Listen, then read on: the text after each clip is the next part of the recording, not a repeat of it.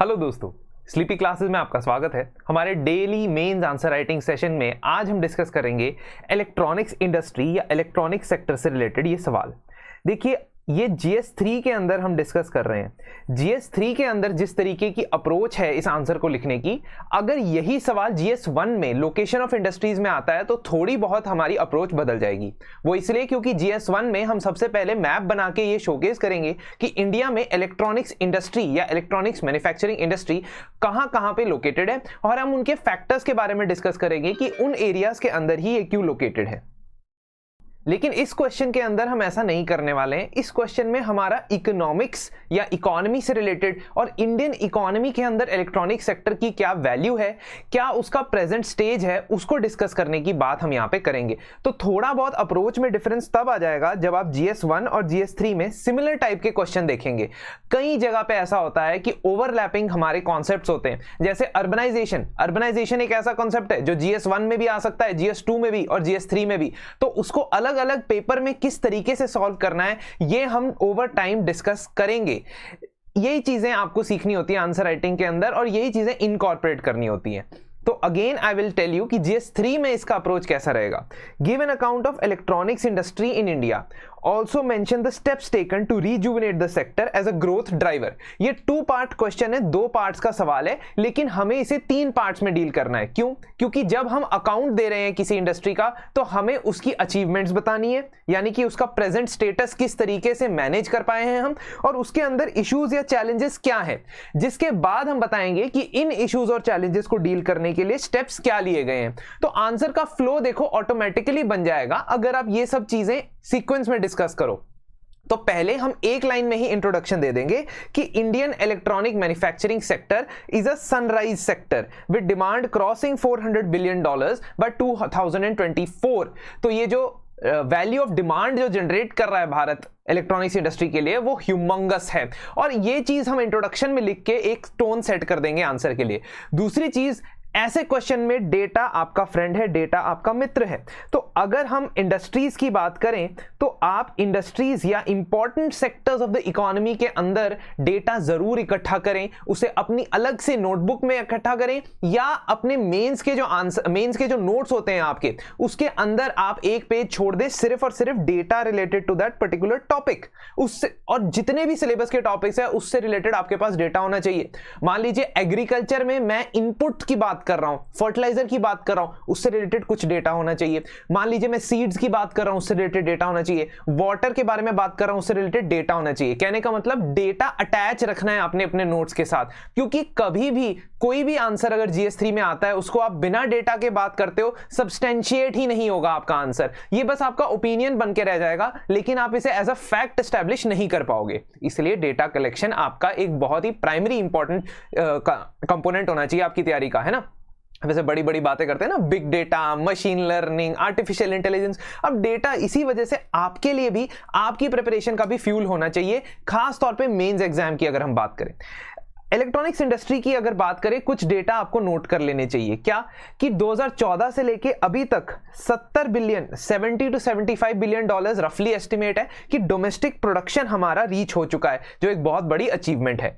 दूसरी चीज, इसमें कंपोनेंट्स क्या है, इसमें बोला है ना कि आपने अकाउंट देना है, यानी कि भारत में इलेक्ट्रॉनिक्स इंडस्ट्री में क्या क्या मैन्युफैक्चर होता है ये भी एक लाइन में आप बताओगे कि सबसे बड़ा कंपोनेंट है इसका मोबाइल फोन्स, एंड सेकंड सबसे बड़ा कंपोनेंट है इंडस्ट्रियल एंड ऑटोमोटिव इलेक्ट्रॉनिक्स।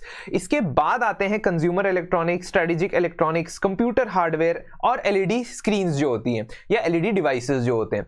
अब इसमें भी हम जैसे किसी भी प्रोडक्ट को बनाने के लिए, मान लीजिए अगर मैं स्मार्टफोन की बात करता हूं तो स्मार्टफोन को बनाने के लिए बहुत सारे कंपोनेंट इस्तेमाल होते हैं, जैसे कि आपका जो आउटर कवर होता है, वो केसिंग होती है, वो इस्तेमाल होती है। फिर उसके अंदर बैटरी अलग होती है, उसके अंदर का जो चिप मैन्युफैक्चरिंग है वो अलग होती है, उसके अंदर की जो डिस्प्ले होती है वो अलग होती है। और कई बार हम देखते हैं कि अलग अलग लोकेशंस में, अलग अलग एरियाज में इसे बनाया जाता है और एक जगह पे आके इसे असेंबल किया जाता है।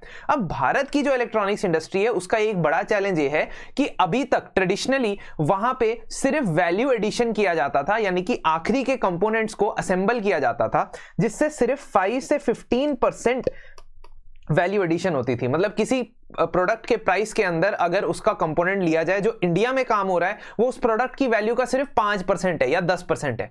हमें ऐसी जगह पहुंचना है मैन्युफैक्चरिंग वैल्यू चेन के अंदर जिसमें हम जो कंट्रीब्यूट कर रहे हैं उस असेंबली में, चाहे हम असेंबली करें तो हम जो कंट्रीब्यूट कर रहे हैं वो असेंबली के अंदर कम से कम 30-40% उस प्रोडक्ट की पूरी वैल्यू का हिस्सा हो, ताकि हाई वैल्यू के अंदर हम आ जाएं और उससे जो पैसा आएगा इंडस्ट्री के पास वो ओवरऑल एम्प्लॉयमेंट जनरेट करने में भी मदद करेगा और हमारे जो एक्सपोर्ट्स होंगे वो वैल्यूएबल एक्सपोर्ट्स होंगे, है ना। क्योंकि अगर किसी भी कंपोनेंट, मान लीजिए एप्पल का फोन 100 रुपए का बनता है लेकिन हम उसमें सिर्फ 5% कंट्रीब्यूट कर रहे हैं, तो इसका मतलब हमारे पास शेयर भी 5% ही आएगा। कम बाकी कंपनी एप्पल ले जाएगी या बाकी मैन्युफैक्चरर ले जाएंगे जो उसके बाकी कंपोनेंट बना रहे हैं। इसलिए हमें higher up the value chain जाना है। अच्छा, उससे पहले एक और पॉइंट आप ये लिख देंगे कि भारत एक R&D सेंटर्स का भी डेस्टिनेशन बन चुका है, कि इंडिया में कई सारे रिसर्च एंड डेवलपमेंट सेंटर्स बने। बट ये ध्यान रखना है कि ये research and development centres multinational companies के लिए की जाती है और यहां की जो इंटेलेक्चुअल प्रॉपर्टी होती है वो फॉरेन ओनरशिप में है। तो हमारा पर्पस होना चाहिए कि हम यहां पे इंडिजीनियस रिसर्च एंड डिजाइन और डेवलपमेंट करते रहें। तो जैसे हमने पॉइंट बताए शुरुआत में कि प्रेजेंटली क्या स्टेटस है इंडस्ट्री का, उसके बाद हम चैलेंजेस पे आ जाएंगे। चैलेंजेस, हमें सबसे पहला चैलेंज क्या लग रहा है, और हमें सबसे पहला चैलेंज क्लियरली नजर आ रहा है कि हमारे पास अपस्ट्रीम में मैन्युफैक्चरिंग कैपेबिलिटी ज्यादा नहीं है। हम 5 to 15% ही कंट्रीब्यूट करते हैं किसी भी प्रोडक्ट की वैल्यू का, और साथ ही साथ हम चिप के जो सेमीकंडक्टर चिप्स हैं उसकी डिजाइनिंग और उसके प्रोडक्शन में अभी काफी पीछे हैं। तो production of display, production of chip design, chips and design, जो बहुत ही ज्यादा वैल्यूएबल कंपोनेंट है किसी इलेक्ट्रॉनिक्स मैन्युफैक्चरिंग चेन का, उसमें हम अभी तक पीछे हैं। दूसरी चीज, हमारी इंपोर्ट डिपेंडेंस बहुत ज्यादा है। तो 80% जो हमारा प्रोडक्शन है वो अलग अलग कंपोनेंट्स के इंपोर्ट के ऊपर डिपेंड करता है। उसमें से 67% तो सिर्फ चाइना से इंपोर्ट किया जाता है। तो ये हाई हैवी इंपोर्ट डिपेंडेंस एक बड़ी प्रॉब्लम है। कॉम्पिटिटिव मार्केट, अगर मैं बात करूं कि मैन्युफैक्चरिंग इंडस्ट्रीज के लिए या इलेक्ट्रॉनिक मैन्युफैक्चरिंग अगर इंडिजीनियस कोई करना चाहता है, उसके लिए सबसे बड़ी बाधा क्या है, ये कि $180 बिलियन की जो इलेक्ट्रॉनिक्स इंडस्ट्री इस वक्त चल रही है उसमें 92% इंटरनेशनल ब्रांड्स कैप्चर करके बैठे हुए हैं और 8% ही इस एक्सपेंडिंग मार्केट का इंडिजीनियस या इंडियन इलेक्ट्रॉनिक प्रोडक्ट्स के पास है। तो आप देखेंगे कि इंडियन इंडिजीनियस इलेक्ट्रॉनिक ब्रांड्स धीरे धीरे करके आगे बढ़ते जा रहे हैं, जैसे आप ईयरफोन्स या हेडफोन्स की कैटेगरी में देखते होंगे। लेकिन जो अभी भी बड़े बड़े प्रोडक्ट्स हैं, जैसे आपके टेलीविजन स्क्रीन्स हो गए, है ना, डिस्प्लेज हो गई, इसमें अभी भी आप देखते होंगे, या mobile phones as a component हो गया, उसमें अभी भी फॉरेन मार्केट, फॉरेन जो कंपनीज हैं वो डोमिनेट कर रही हैं। तो मार्केट में जगह बनाना मुश्किल है। ध्यान रखना, ये GS3 का आंसर है, इसलिए हमें इकोनॉमिक डायमेंशंस इसमें देखने हैं। फिर हम बात करें इंफ्रास्ट्रक्चर के इश्यूज हैं, बेसिक इंफ्रास्ट्रक्चर के इश्यूज। अगर आप मैन्युफैक्चरिंग इंडस्ट्रीज डेवलप करना चाहते हो तो ये हर एक इंडस्ट्री के लिए एप्लीकेबल होता है। अगर आपको कहीं पे भी कोई पॉइंट ना मिले कभी, है ना, और आपको एक फिलर पॉइंट डालना पड़े आंसर के अंदर, तो आप ये जरूर लिख सकते हो कि high cost of land acquisition तो हर एक इंडस्ट्री में होती है। लैक ऑफ फाउंड्रीज यानी कि क्योंकि बहुत ज्यादा सिलिका लगता है मैन्युफैक्चरिंग ऑफ चिप्स के अंदर, तो ऐसी फाउंड्रीज की कमी है क्योंकि इन्वेस्टमेंट बहुत ज्यादा लगता है। इसमें $2 बिलियन का इन्वेस्टमेंट लगेगा एक मैन्युफैक्चरिंग प्लांट बनाने में, जो बहुत ज्यादा है। और वेल ऑर्गेनाइज्ड कंपोनेंट्स मतलब अलग अलग कंपोनेंट्स का जो इकोसिस्टम है वो इंडिया में वेल ऑर्गेनाइज नहीं है, अगर है तो अनऑर्गेनाइज्ड है ना। तो आपके पास ऐसा होगा कि बहुत सारे लोगों के पास डुप्लीकेट मोबाइल की स्क्रीन्स होगी, डुप्लीकेट कंपोनेंट होंगे आपके इलेक्ट्रॉनिक्स के, गाड़ियों के, है ना, स्टीरियो के, लेकिन वो ऑर्गेनाइज तरीके से नहीं हो रहा है, वो थोड़ा अनऑर्गेनाइज तरीके से हो रहा है। Finally tariff and trade, free trade agreements में हमने अभी भी जिस तरीके के फ्री ट्रेड एग्रीमेंट्स प्राप्त किए हैं उसमें हमारे इलेक्ट्रॉनिक एक्सपोर्ट्स के कंपोनेंट को कम और बाहर से आने वाले इलेक्ट्रॉनिक इक्विपमेंट के कंपोनेंट्स को ज्यादा प्रेफरेंस दी जा रही है। साथ ही साथ हमारी एक्सपोर्ट ग्रोथ इसलिए डोसाइल रही है, मतलब कम रही है, क्योंकि हमने कई बार टैरिफ बढ़ाते घटाते रहते हैं। बजट में हम देखते हैं कि बेसिक कस्टम्स ड्यूटी कभी इलेक्ट्रॉनिक कंपोनेंट पे बढ़ जाती है, कभी घट जाती है एज पर द प्राइसेस। तो हम इन्फ्लेशन के हिसाब से काम कर रहे हैं, इन्फ्लेशन मैनेजमेंट के हिसाब से काम कर रहे हैं, लेकिन जो मैन्युफैक्चरर और एक्सपोर्टर है उसको ध्यान में रखते हुए हमारी पॉलिसीज में कुछ कमी आ रही है।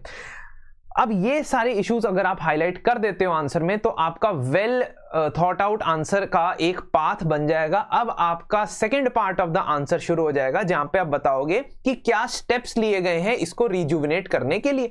और ये स्टेप्स तो आप करंट अफेयर्स में बहुत पढ़ते हो, ठीक है। तो 4-5 आप स्कीम्स बता दो यहां पे कि गवर्नमेंट ने क्या क्या स्टेप्स लिए। यहां मैंने थोड़ा सा ज्यादा एक्सप्लेन किया है, आप आंसर में कम एक्सप्लेन करोगे। रीजन कि मैं आपको थोड़ा सा स्कीम के बारे में भी बता ही देता हूं, इसीलिए मैंने यहां पे ज्यादा वर्ड्स का इस्तेमाल किया है। अदरवाइज आपका ये 250 वर्ड्स का क्वेश्चन होगा तो आप एक ही लाइन लिखोगे। जैसे PLI scheme, production linked incentive scheme, ये बजट 2021 में इंट्रोड्यूस की गई थी for lot of sectors, but electronics के 2 सेक्टर इसमें मेजरली कवर होते हैं। कौन से? लार्ज स्केल इलेक्ट्रॉनिक्स और दूसरा आपका IT hardware, information technology hardware. इन दोनों सेक्टर्स के लिए PLI स्कीम होती है। इसमें क्या होता है कि 4 to 6% on net incremental sales, जो 4 to 6% अगर आप इंक्रीज करते हो अपनी सेल्स की, या प्रोडक्शन के बाद सेल्स को इंक्रीज करते हो, तो आपको इसका एक इंसेंटिव मिलेगा, पैसे मिलेंगे 4 से 6% of the increased number of sales के। मान लीजिए अगर आपने 2018 में आपने बेस ईयर ले लिया इसका, कि 2018 मान लीजिए बेस ईयर ले लिया, आपने 100 फोन सेल किए थे, और 2023 से अगर ये स्कीम स्टार्ट हो रही है तो 2023 में आपने 150 फोन लिए, तो ये जो 50 फोन बेचे है ना एज अ कंपनी, तो ये जो 50 फोन की सेल्स की प्राइस है, इंक्रीमेंटल क्या हो गया 150 माइनस 100, इन 50 फोन की सेल्स की प्राइस का 4 से 6% इंसेंटिव आपकी कंपनी को मिलेगा। तो ये क्या है? ये एक बोनस है कि इंडिया में मैन्युफैक्चरिंग बढ़ाओ। वैसे ही सेमीकंडक्टर इंडस्ट्री के लिए जब मैंने बात की, तो सेमीकॉन इंडिया प्रोग्राम या इंडिया सेमीकंडक्टर मिशन ये स्टार्ट किया गया ministry of electronics and IT के द्वारा, जिसमें $10 बिलियन का इंसेंटिव देने की बात की गई अगर कोई इंडिया के अंदर सस्टेनेबल सेमीकंडक्टर और डिस्प्ले मैन्युफैक्चरिंग यूनिट लगाना चाहता है। इसके थ्रू हमने रिसेंटली देखा कि कर्नाटका गवर्नमेंट के साथ ताइवान की सेमीकंडक्टर मैन्युफैक्चरिंग कंपनी TSMC ने भी एक एग्रीमेंट किया, जो वर्ल्ड की सबसे बड़ी सेमीकंडक्टरिंग मैन्युफैक्चरिंग कंपनी है। तीसरा कंपोनेंट आता है हमारा specs scheme, promotion of manufacturing of electronic components and semiconductors. ये वाले जो कंपोनेंट है, ये डाउनस्ट्रीम इलेक्ट्रॉनिक प्रोडक्ट्स की बात हो रही है। हमने अपस्ट्रीम और डाउनस्ट्रीम ऊपर डिस्कस किया था कि जो हम प्रोडक्शन करते हैं या जो हम असेंबली करते हैं वो हम डाउनस्ट्रीम में करते हैं। डाउनस्ट्रीम मतलब जब प्रोडक्ट का ऑलमोस्ट असेंबली हो चुकी है, सारे कंपोनेंट बन चुके हैं, बस उसको इकट्ठा करना है और उसको जोड़ के पैकेज करना है, ये वाला डाउनस्ट्रीम होता है, मतलब सेल से पहले वाला जो काम हो रहा है। अब ये डाउनस्ट्रीम इलेक्ट्रिक प्रोडक्शन के भी हमारी स्ट्रेंथ है, क्योंकि हमारा एक्सपीरियंस इसमें है इलेक्ट्रॉनिक्स में। तो इसको भी प्रमोट करने के लिए एक स्कीम आई है जिसका नाम है scheme for promotion of manufacturing of electronic components and semiconductor, specs. इस स्कीम के अंदर जो भी आप नया प्रोडक्शन करते हो या फैक्ट्री लगाते हो, उसका 25%, 25% ऑफ द कैपिटल एक्सपेंडिचर ये गवर्नमेंट की तरफ से आपको सब्सिडी मिल सकती है। इसके अलावा 2012 से एक स्कीम चलती आई है जिसका नाम है EMC, इलेक्ट्रॉनिक मैन्युफैक्चरिंग क्लस्टर, और इसको मॉडिफाई किया गया EMC 2.0 के नाम से।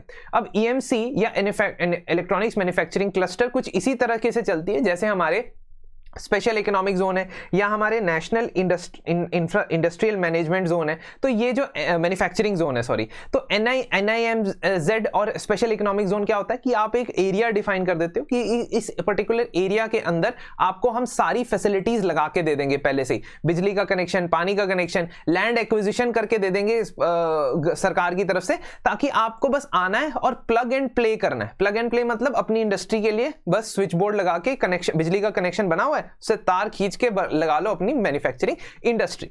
तो ऑलरेडी आपके लिए एक ऐसा एरिया डिफाइन कर दिया जाएगा जिसको इलेक्ट्रॉनिक्स मैन्युफैक्चरिंग क्लस्टर के नाम से जाना जाएगा। उस क्लस्टर के अंदर अलग अलग कंपोनेंट मैन्युफैक्चर करने वाली अलग अलग कंपनीज अपने ऑफिसेस सेट कर सकती हैं, उनको टैक्स के भी बेनिफिट्स मिलेंगे और कॉमन इंफ्रास्ट्रक्चर फैसिलिटीज भी मिलेगी, जैसे रोड, बिजली, पानी, ये सब।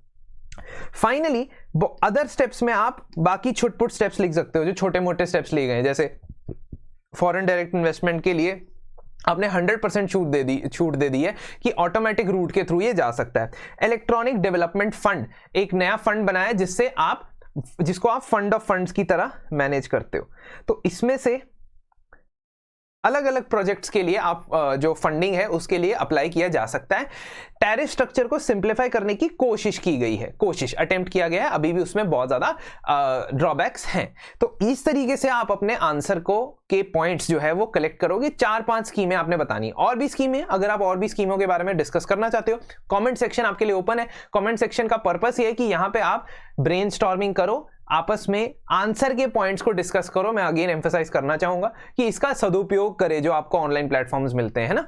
ऑनलाइन प्लेटफॉर्म एक ब्लेसिंग भी है लेकिन एक बहुत बड़ा श्राप भी है। कई लोगों को भटका रहा है वो कि वो अपने सेल्फ ईगो या सेटिस्फैक्शन के लिए कहते हैं कि हमने यूट्यूब पे लेक्चर देख लिया है, हमने 8 घंटे की मैराथन क्लास देख ली है, अब हमसे सब हो जाएगा। ऐसा नहीं होता है।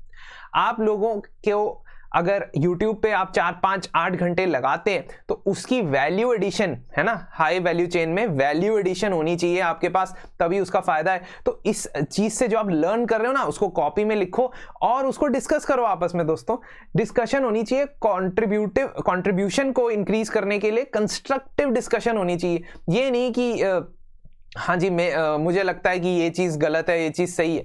आपके ओपिनियंस आपकी जगह जायज है और यही एक अच्छी बात है कि आप अपने ओपिनियंस डिस्कस करते हो, लेकिन ओपिनियंस को प्लीज क्लासरूम की जो बातचीत है जो आपकी लर्निंग को इंप्रूव करे उसी टॉपिक्स के ऊपर रखें और ब्रेनस्टॉर्मिंग करें कमेंट सेक्शन में कि आप और क्या पॉइंट इस आंसर में ऐड करना चाहेंगे। वेरी वेरी इंपॉर्टेंटली कंक्लूजन में आप इकोनॉमिक सर्वे को साइट करते हैं। 2019-20 का जो इकोनॉमिक सर्वे था उसने कहा कि India should become an assembly in India for the world hub. तो उस इकोनॉमिक सर्वे में साउथ कोरिया जैसी कंट्रीज की एग्जांपल दी गई थी जिसने पहले क्योंकि उनके पास टेक्नोलॉजी नहीं थी तो उसने असेंबल का काम करना शुरू किया और असेंबल करते हुए उसने काफी सारी टेक्नोलॉजी सीखी। धीरे धीरे करके वहां पे बड़े बड़े इलेक्ट्रॉनिक मैन्युफैक्चरिंग जायंट बनने शुरू हो गए जैसे सैमसंग। तो आप ये कह सकते हो दोस्तों कि इंडिया को भी इसी तरीके से नेटवर्क प्रोडक्ट्स की असेंबली एंड स्लोली मैन्युफैक्चरिंग के ऊपर बढ़ना पड़ेगा, तभी हम ऐसा कह सकते हैं कि जो इकोनॉमिक सर्वे ने कहा था कि सही वो काम सही हो पाएगा। क्या कहा था कि it will create 4 crore well paid jobs by 2025 and 8 crore jobs by 2030। That means हम एक गेनफुल एम्प्लॉयमेंट का सोर्स भी क्रिएट कर रहे हैं यहां पे, साथ ही साथ ग्रोथ स्टोरी को भी हम इंक्रीज कर रहे हैं। तो हम जॉबलेस ग्रोथ की बात नहीं करेंगे क्योंकि ये हमारी कंट्री की प्रॉब्लम पहले से रही है। इस क्वेश्चन को आप इस तरीके से टैकल करोगे। ऐसे ही और डिस्कशंस के लिए हमारे साथ जुड़े रहें और अगली क्लास में आपसे दोबारा मुलाकात होगी। धन्यवाद।